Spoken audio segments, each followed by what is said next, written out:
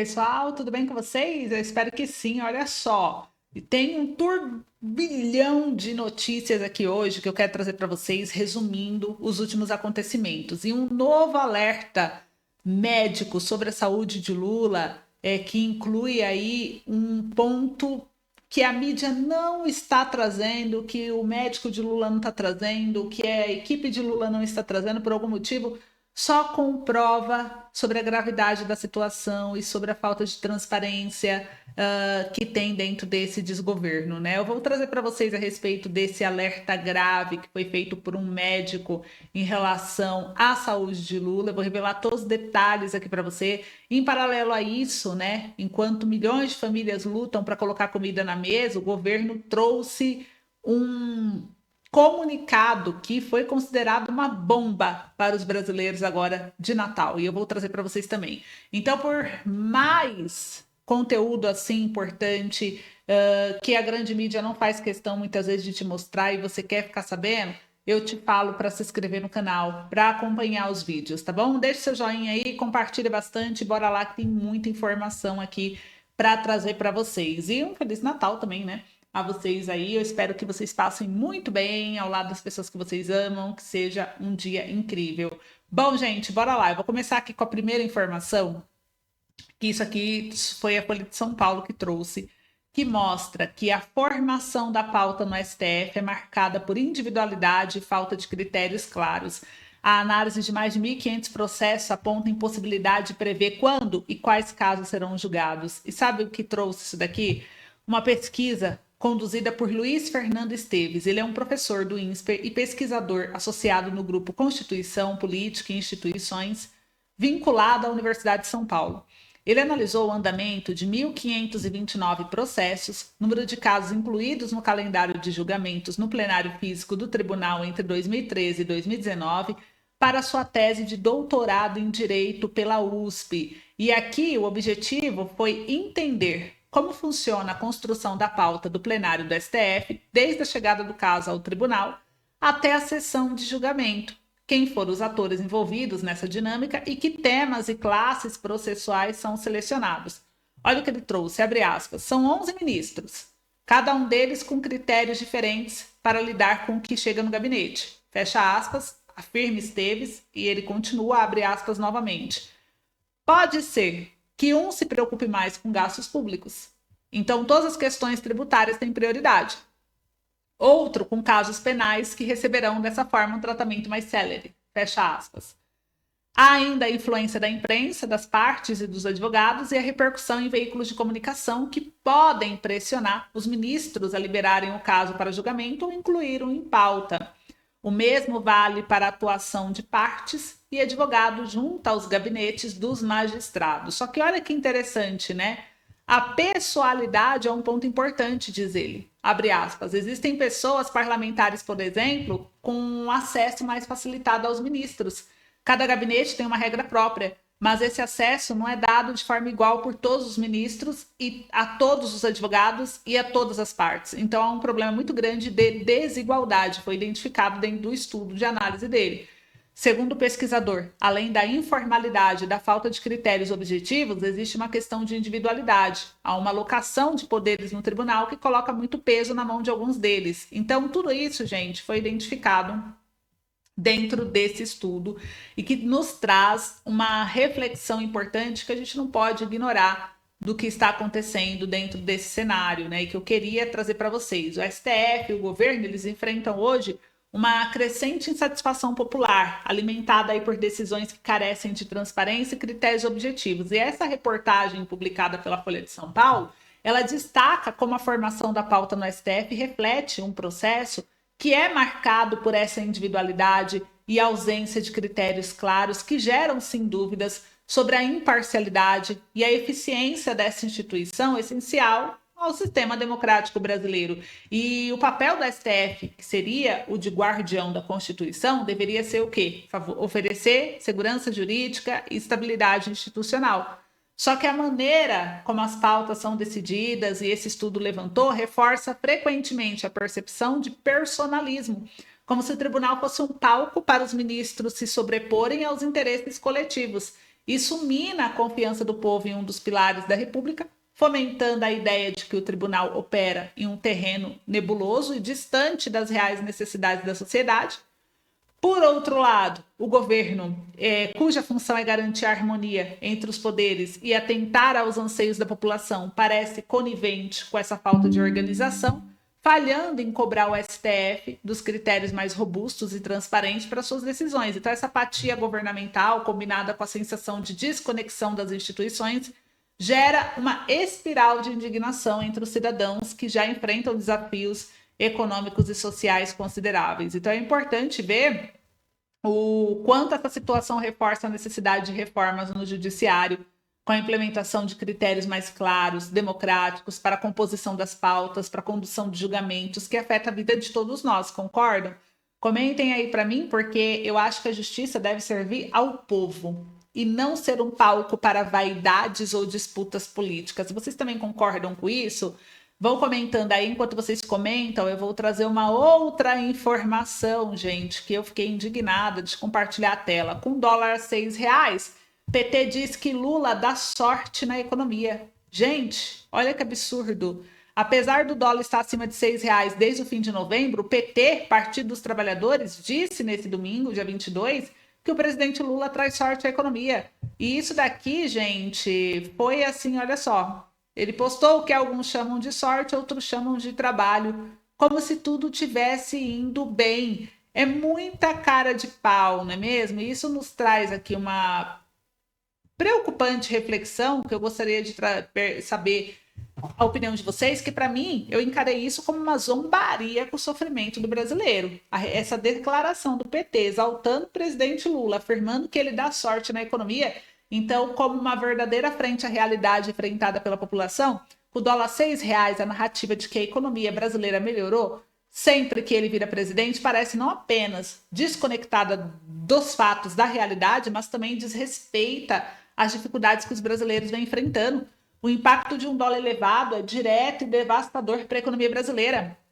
Entre as consequências mais graves, gente, está o aumento do preço dos produtos importados, como eletrônicos, medicamentos, que se tornam inacessíveis para uma grande parte da população, já que o Brasil é um país rico de pessoas pobres, né? Além disso, itens básicos, como combustíveis e alimentos, sofrem com a alta do dólar, já que muitos insumos são negociados em moeda estrangeira, e o resultado é uma inflação que corrói o poder de compra do brasileiro, das famílias, especialmente dos mais pobres, né? Que sempre aí sofrem muito mais e já enfrentam dificuldades para fechar as contas no fim do mês. Então, no contexto empresarial, o dólar alto encarece a produção industrial, reduz a competitividade do Brasil no mercado global. Os pequenos e médios empresários que dependem de insumos importados são especialmente prejudicados, o que se reflete em menos investimento, estagnação econômica e, consequentemente, maior desemprego. Lula, ao invés de oferecer respostas concretas para os problemas econômicos, opta por narrativas que soam como zombaria. A sorte que o PT celebra não se traduz em rompimento para o bolso do trabalhador, mas sim em mais dificuldades e incerteza. É irresponsável, na minha opinião, um partido como esse abordar questões tão sérias como o câmbio, a economia nacional, desconsiderando que a alta do dólar reflete a desconfiança no mercado, políticas econômicas inconsistentes e um cenário global complexo.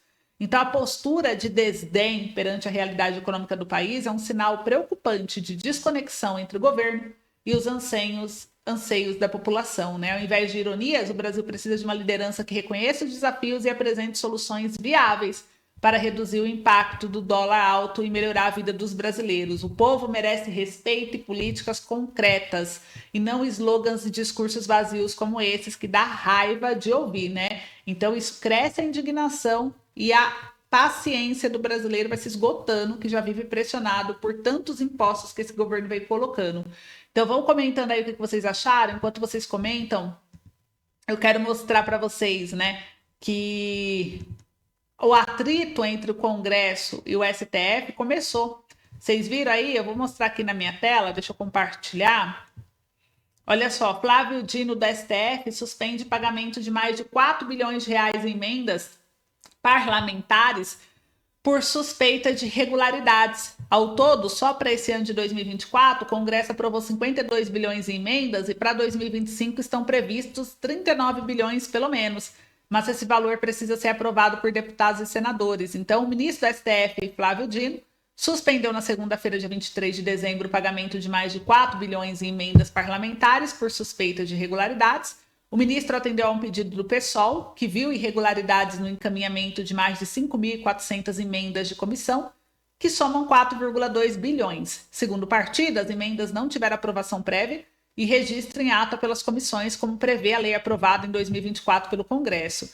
E o PSOL questionou o ofício enviado ao Palácio do Planalto no dia 12 de dezembro, pedindo a liberação da verba. O documento enviado pela Secretaria-Geral da Mesa da Câmara, subordinada ao presidente Arthur Lira, do Progressista, foi assinado por 17 líderes. A Casa Civil não viu irregularidades e autorizou o repasse do dinheiro. Naquele mesmo dia, antes de enviar o documento ao Planalto, Lira cancelou todas as sessões de comissão que estavam marcadas até o dia 20 de dezembro, último dia de trabalho na Câmara antes do recesso parlamentar. Na decisão, Lira citou a necessidade do plenário da Câmara discutir e votar proposições de relevante interesse nacional. E na última semana de trabalho, os deputados votaram temas como regulamentação da reforma tributária e também os projetos de corte de gastos. Ao Supremo, o PSOL citou ainda que parte dessas emendas teve novas indicações de destino em favor do estado de Alagoas, base eleitoral de Arthur Lira, e disse que isso era ilegal. Por isso, pediu a suspensão do efeito do ofício. E na decisão dessa segunda-feira, o ministro Flávio Dino determinou que a Câmara dos Deputados publique em até 5 dias as atas das reuniões das comissões permanentes em que essas emendas foram aprovadas e que esses registros sejam encaminhados à presidência. O ministro decidiu que os valores só poderão ser pagos depois que essas atas chegarem ao Planalto e desde que elas sigam aos critérios de transparência e rastreabilidade das emendas que foram definidas em decisão anterior dele, apoiada por todos os demais ministros da Suprema Corte. Então, aqui a gente viu aí, né? O ministro determinou ainda que os Ministérios da Saúde notifiquem governos estaduais e prefeituras para que esses façam o bloqueio dos valores de emendas individuais que foram destinadas à saúde, que abra uma conta específica para receber cada uma. Então, a gente viu aqui, saiu várias matérias sobre isso, que mostra que o STF, o Congresso e o governo acumulam atritos que desaguam em disputas sobre emendas. Então, vamos ver aonde vai chegar isso, mas o que vocês acham? Será que o STF está vendo que o governo não tem chance em 2026 e já está começando a virar de lado ou a não facilitar tanto para o governo? Está com medo? Estão desesperados? Ou você acha que isso tudo é um teatro para poder falar, não, tá vendo? Ó, o STF não é 100% governo, 100% política, né? Ele tem um outro lado. O que vocês acham, hein? Comenta aí para mim enquanto vocês comentam. Eu vou trazer o quanto Lula está cada vez mais excluído. Saiu aqui pela Veja que o Milei dentro e Lula fora. Quem já foi chamado para a posse de Trump em janeiro? Então, gente, foi de maneira informal, né? Quebrando uma tradição política americana que mantinha chefes de estados de estrangeiros longe da transferência de poder na Casa Branca, o presidente eleito dos Estados Unidos, Donald Trump, já começou a distribuir convites para sua cerimônia de posse marcada para 20 de janeiro de 2025 a alguns líderes mundiais. E ele não mandou só para aliados ferrenhos como o Javier Milei da Argentina e a primeira-ministra da Itália, Giorgia Meloni, mas também mandou para chefes de estado que não tiveram boas relações com o país no passado, como o presidente da China. Até o momento, o presidente Lula não recebeu o convite, então gerou uma repercussão. Lula cada vez mais excluído. E será que agora que o Trump chamou tanto aliados quanto aqueles que também não têm boas relações, como foi o caso aqui do presidente da China, será que isso foi um recado para o Lula? Ou vocês acham que ele ainda vai convidar Lula? Comentem aí para mim, enquanto vocês comentam. Vamos falar um pouquinho como que está a saúde de Lula. Olha que repercussão, e é uma coisa que a mídia não fala e contradiz totalmente o boletim, inclusive médico, do próprio médico do Lula. Osmar Terra cobra mais clareza para a população. Gente, depois do acidente que o Lula sofreu no banheiro do Palácio da Alvorada, caiu, teve traumatismo craniano, levou 5 pontos no local. O país vive momentos de incerteza sobre seu real estado de saúde. O Brasil é ressabiado com boletins médicos desde os episódios envolvendo a agonia de Tancredo Neves, então presidente eleito há quase 40 anos, e assinala o editorial do Estadão ontem, recordando que no dia em que Lula precisou ser levado ao hospital, houve omissão deliberada de informação. Naquela noite, integrantes da Secretaria de Comunicação Social da Presidência e do Hospital Sírio-Libanês negaram que o presidente tivesse sido hospitalizado. Osmar Terra disse: descoberta de hematoma 50 dias após queda com traumatismo. O deputado federal Osmar Terra, que também é médico, foi secretário da Saúde no Rio Grande do Sul por 8 anos. Ele tem mestrado em neurociência.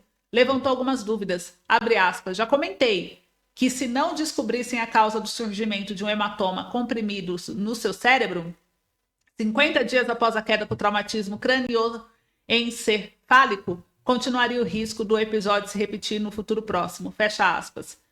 Terra explica que não adianta só drenar o hematoma com a trepanação, se sua causa não for descoberta e nem for feito nada para evitar repetição. Lula foi submetido a uma embolização anunciada, que seria feito um procedimento de embolização, bloqueio da artéria que irriga a região afetada para prevenir novos hematomas. Porém, mas continuam algumas perguntas sem respostas. Abre aspas. O hematoma foi causado por uma artéria que rompeu? Se foi, por que levou 50 dias para aparecer? A ruptura de uma artéria cerebral é sempre um acontecimento dramático que evolui em poucas horas. E se for um sangramento de veia e não de artéria, o que é mais provável pela lentidão com que se instalou o hematoma? Embolizar uma artéria não prevenirá futuros hematomas, porque as veias continuarão liberando sangue. Por que não se fez uma cirurgia mais ampla para esclarecer isso e suturar possíveis veias lesionadas? Por que a pressa em dizer que está tudo bem e que Lula volta ao trabalho na próxima semana? A população merece um esclarecimento maior. Então, olha que interessante, o Osmar Terra questionou por que a pressa em dizer que está tudo bem, sendo que ele sofreu um traumatismo craniano. O Lula postou a foto de um abrigo e tênis ao lado do neurocirurgião Marcos Stavali na sua rede no Instagram com uma mensagem de gratidão às manifestações de apoio e dizendo que fiquem tranquilos que ele está firme e forte. Então, isso gerou uma repercussão muito grande. Eu deixo aqui para encerrar o nosso boletim com essa reflexão e queria saber de vocês também o que vocês acham, qual é a opinião de vocês. Mas essa polêmica em torno do estado da saúde do Lula, gente, deixa a gente inquieto, né?